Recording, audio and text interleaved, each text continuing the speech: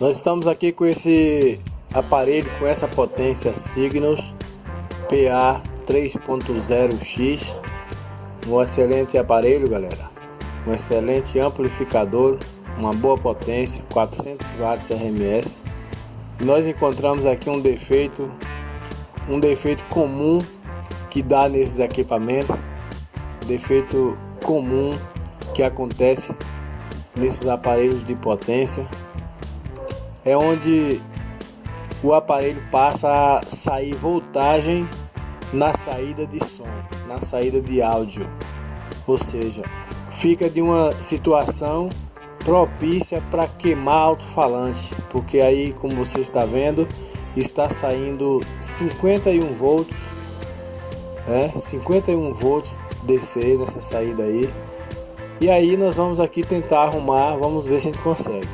Geralmente, galera, esses problemas de retornar voltagem para a saída são esses trimpotes de ajustes que é preciso dar uma olhadinha. É preciso dar uma olhadinha nos transistores de pré, entendeu? Esses transistores pequenininhos aí, que são os prés da placa, onde você pode, verificando, encontrar algum defeito em um transistor desse. Livrando isso, pode ser também mau contato ou pode ser trilha quebrada, beleza? E olhando aqui o aparelho, galera, de cara eu já observei aqui que tem uma trilha quebrada justamente aqui num ponto onde vai ligado no trimpote, aquele trimpote vermelho ali, que é o trimpote de ajuste, aquele lá de cima, exatamente esse aí, ó, esse trimpote vermelho aí, o primeiro aí.